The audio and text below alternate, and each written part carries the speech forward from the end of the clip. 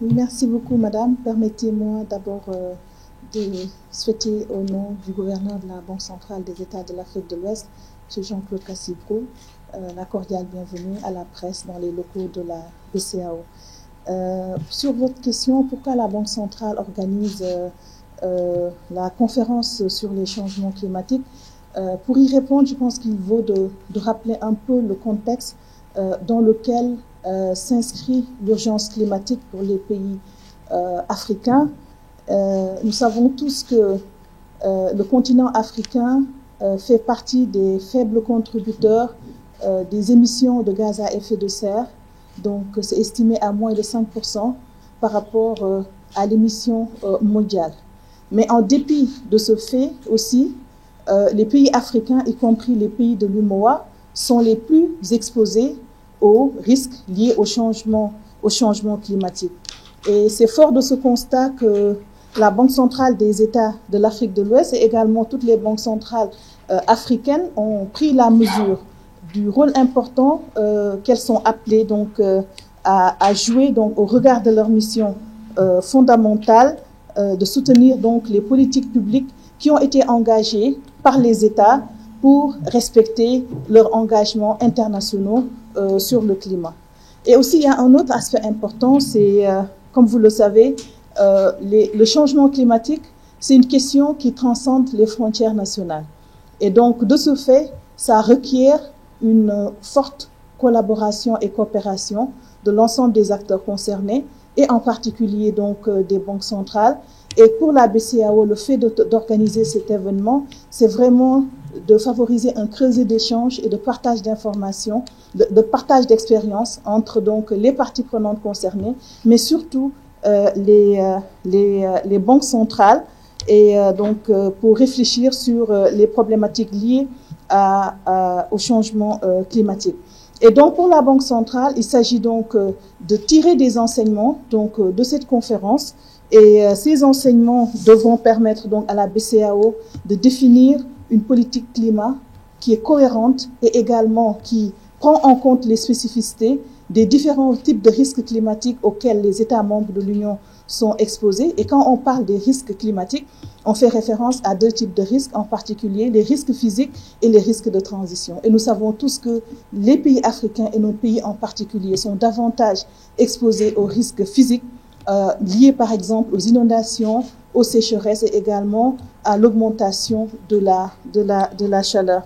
Et donc, il s'agit donc de bénéficier de ces retours d'expérience donc pour permettre donc à la BCEAO d'avoir cette politique qui lui permet donc d'anticiper sur les mesures à prendre en cas de choc extrême lié au changement climatique, mais aussi la Banque centrale dans ses missions fondamentales de veiller à la stabilité des prix à travers sa politique monétaire et également à la stabilité financière, intègre donc les considérations climatiques dans ses missions fondamentales. Et la dernière mission, et non la moindre, c'est le fait également dans le cadre des objectifs de la Banque centrale d'accompagner le financement des économies des États et également la mobilisation des ressources nécessaires pour financer les objectifs de transition climatique. Donc la Banque centrale également a des actions clés à mener pour encourager les pratiques durables dans le secteur financier.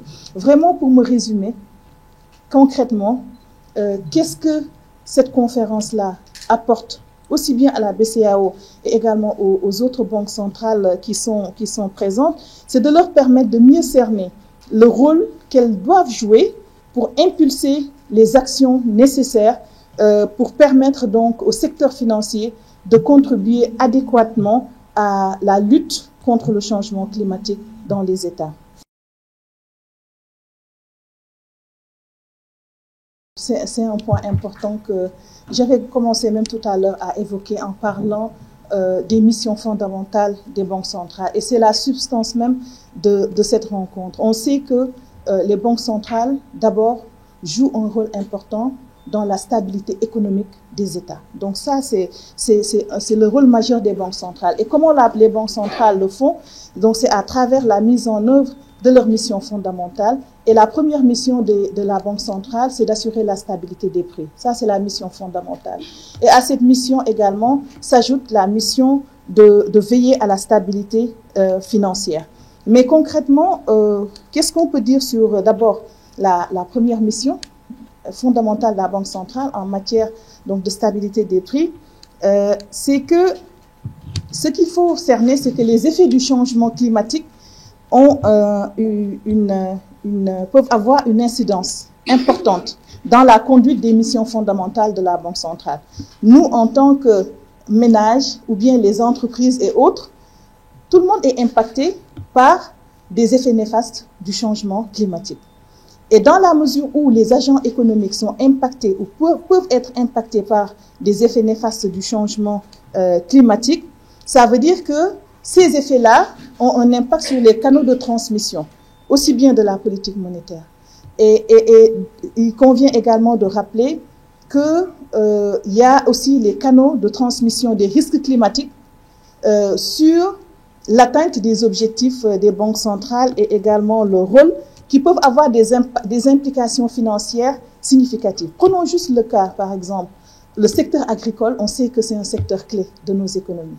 Et aujourd'hui, on prend le risque climatique, notamment un risque physique, qui se matérialise avec une sécheresse aiguë dans un pays ou dans plusieurs pays de l'Union.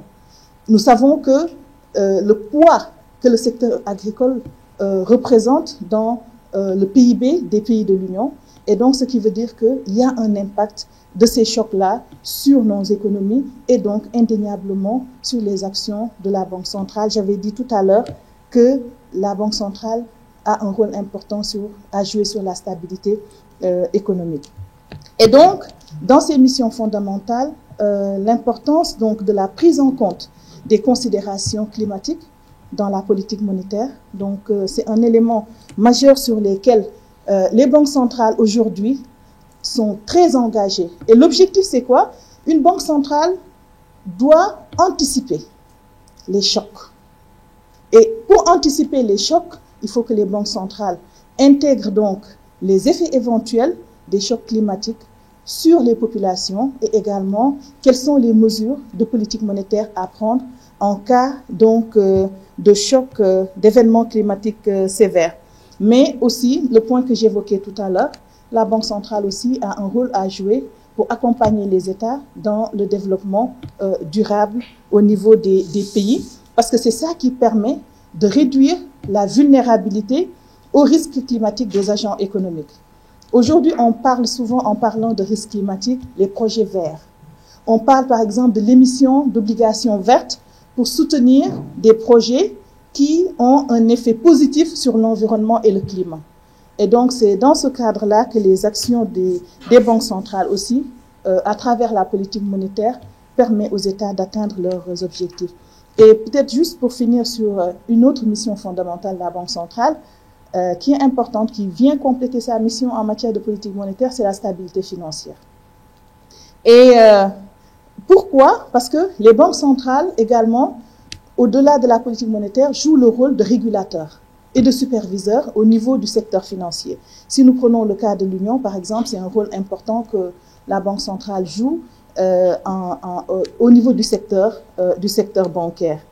Et il est important pour les banques centrales d'intégrer aussi bien dans la régulation que la supervision des banques et également des autres acteurs du secteur financier les enjeux qui sont liés au risque climatique.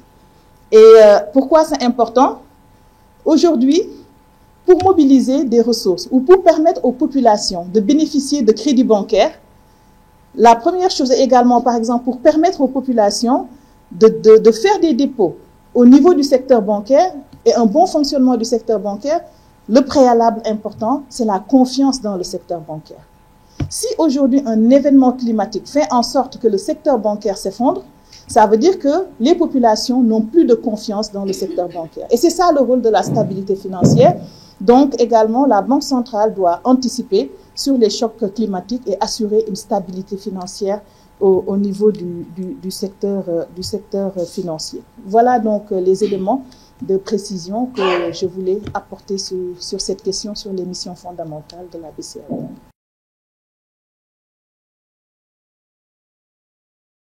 Avant de parler des sous-thèmes, je voulais également évoquer le thème central de la conférence. Et c'est un thème qui a été donc choisi par le gouverneur de la BCEAO, M. Jean-Claude Cassibrou.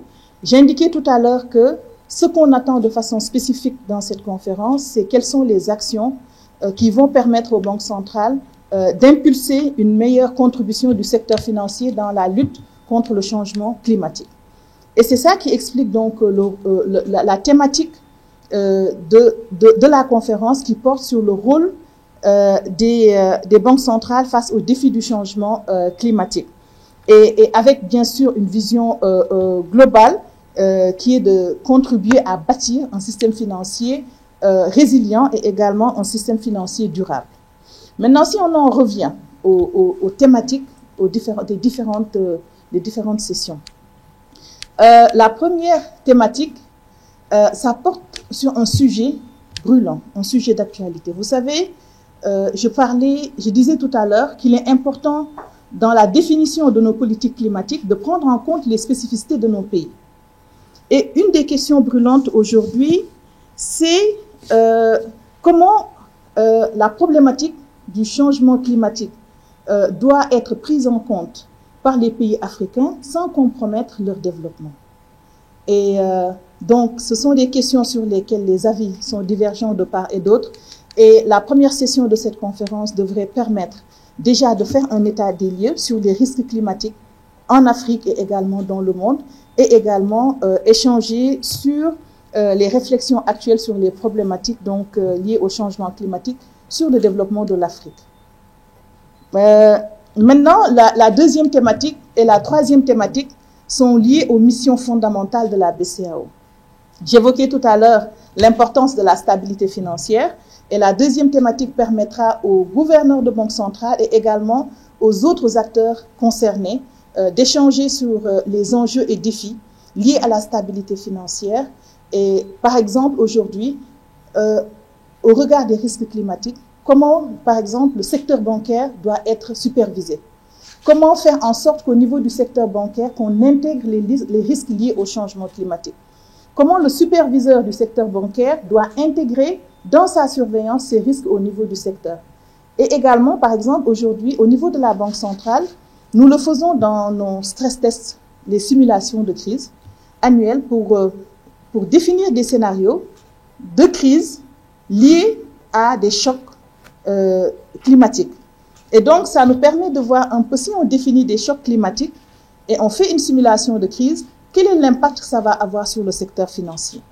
Et maintenant, des résultats obtenus, on définit les mesures éventuelles que les banques centrales, la BCEAO, pourraient être appelées à prendre si ces chocs-là se matérialisent. Donc, ce sera vraiment les questions liées à la stabilité financière qui visent à assurer à tout moment la confiance des agents économiques dans le secteur financier de façon globale, pas uniquement pour le secteur bancaire.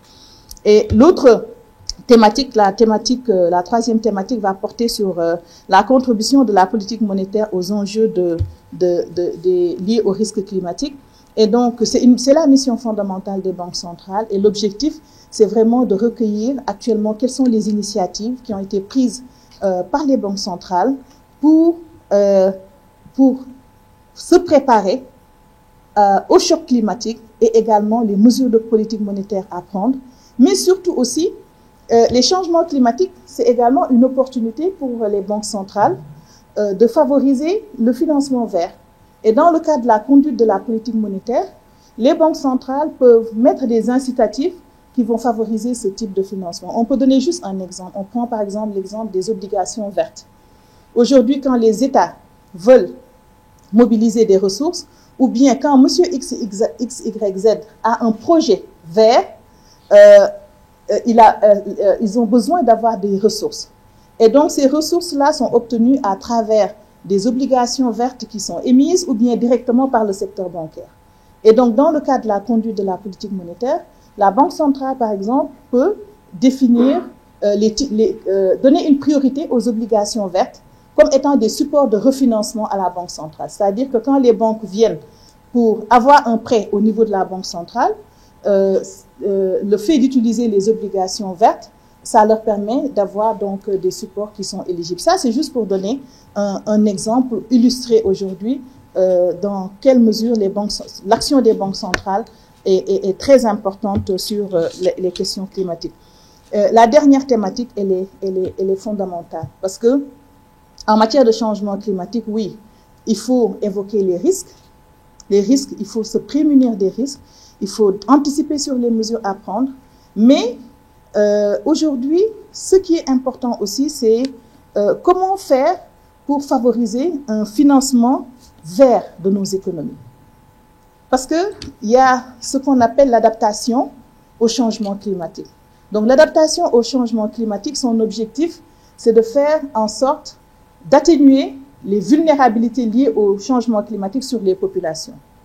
Donc, quand on recourt par exemple aux énergies renouvelables, ça permet de réduire les émissions de gaz à effet de serre et par conséquent, ça permet de prémunir les populations sur les conséquences, par exemple, du réchauffement climatique. Et donc, ici, il s'agit donc pour toutes les parties prenantes concernées, notamment les banques de développement, notamment les banques centrales et aussi le secteur bancaire, d'échanger sur les actions concrètes qui devraient permettre donc au secteur financier de façon globale de mieux contribuer au financement vert de nos économies et également à la mobilisation des ressources nécessaires pour atteindre donc les objectifs climatiques.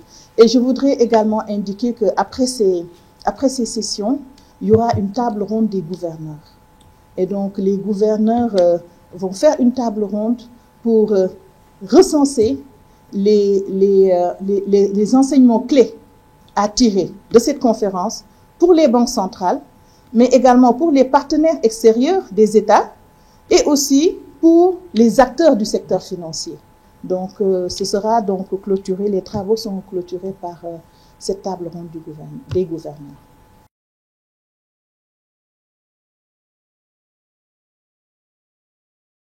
Je voulais d'abord préciser que c'est une conférence qui est placée sous la présidence d'honneur de son Excellence Monsieur Macky Sall, président de la République du Sénégal. Et également, c'est une conférence qui va réunir plus de 150 personnes, et dont de hauts responsables donc, des États membres de l'Union, en l'occurrence donc les ministres chargés des Finances et également de l'Environnement. Également, nous avons également la présence des organes et institutions de l'Union, les institutions internationales et également les experts et structures spécialisées dans le domaine des risques climatiques. Mais je voulais insister particulièrement sur les participants aussi clés de cet événement, ce sont les banques centrales. Donc, cette conférence a été rehaussée par une présence importante de banques centrales d'Afrique et également des banques centrales européennes. Donc, qui viendront partager leur expérience sur ces enjeux liés aux risques climatiques. Et nous avons la participation d'au moins 8 gouverneurs de banques centrales qui seront donc là pour évoquer les questions stratégiques également de haut niveau qui concernent donc les premiers responsables des instituts d'émission.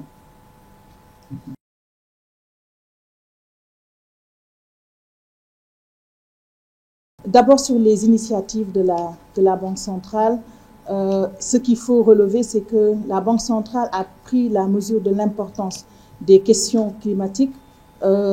Déjà en matière de gouvernance climatique, la Banque centrale a mis en place un comité chargé de la politique climat de la BCEAO. Et ce comité est constitué de hauts responsables donc, de la Banque centrale en charge donc de définir les orientations stratégiques que la BCEAO devrait mettre en œuvre pour accompagner les États dans leur objectif dans leurs engagements internationaux sur le climat. Donc concrètement, ce comité est en train de travailler sur la politique climat de la Banque centrale et également la stratégie qui permet de mettre en œuvre cette politique climat.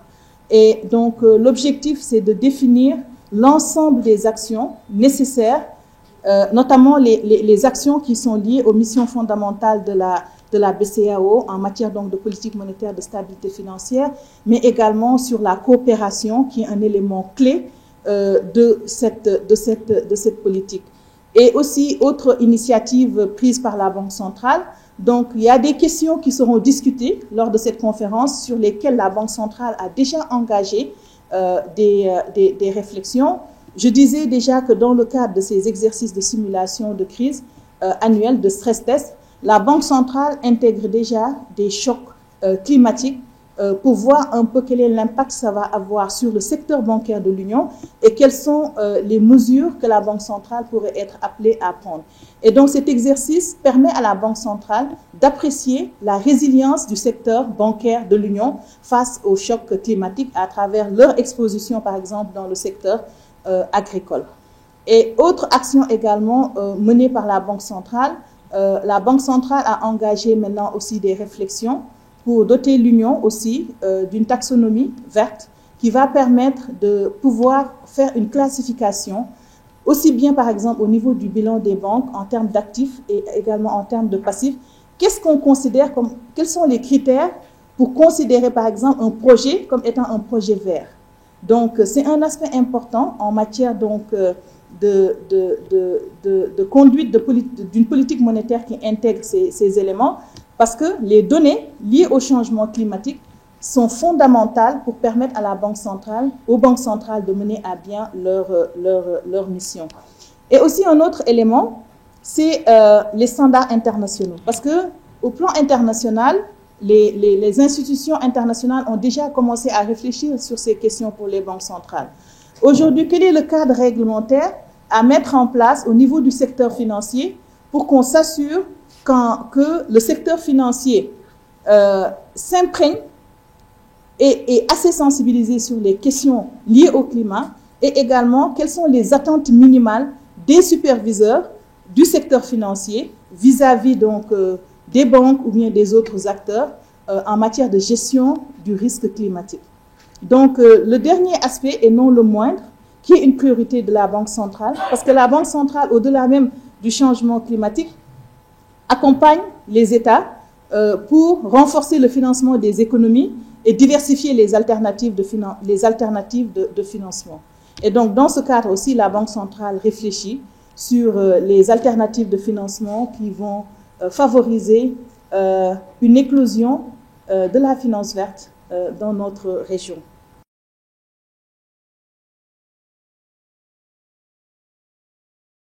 Voilà, les défis à relever pour les pays de l'UMOA. Et ce sont des défis qui ne sont pas spécifiques aux pays de l'UMOA. On peut dire que ce sont des défis des pays africains. Je disais à l'entame de mon propos que quand on regarde en matière d'émissions de gaz à effet de serre, les principaux pollueurs, ce ne sont pas les pays africains. Et pourtant, les pays africains sont certes exposés aux risques climatiques, mais pour apporter les réponses sur les engagements de neutralité carbone, par exemple, les pays africains ont des besoins importants en matière de mobilisation de ressources. Et face à ces besoins de mobilisation de ressources, il y a également l'autre aspect qui est important, c'est le fait, par exemple, qu'on dise que, voilà, par exemple, pour les pays africains, il ne faut pas recourir aux énergies fossiles, il faut rester sur les énergies renouvelables, alors que les principaux pollueurs également se sont développés avec ce type d'énergie. Et donc ça, c'est un défi. C'est un défi pour les pays africains et également au niveau des banques centrales, donc de façon spécifique. J'avais évoqué les missions sur la prévention des chocs climatiques, mais également l'autre aspect sur la promotion de la finance durable dans l'Union. Donc les banques centrales, en termes de défis, c'est de réfléchir sur donc, les initiatives et les actions concrètes qui vont permettre au secteur financier de contribuer significativement à la lutte contre le changement climatique dans nos pays. C'est ça le défi fondamental.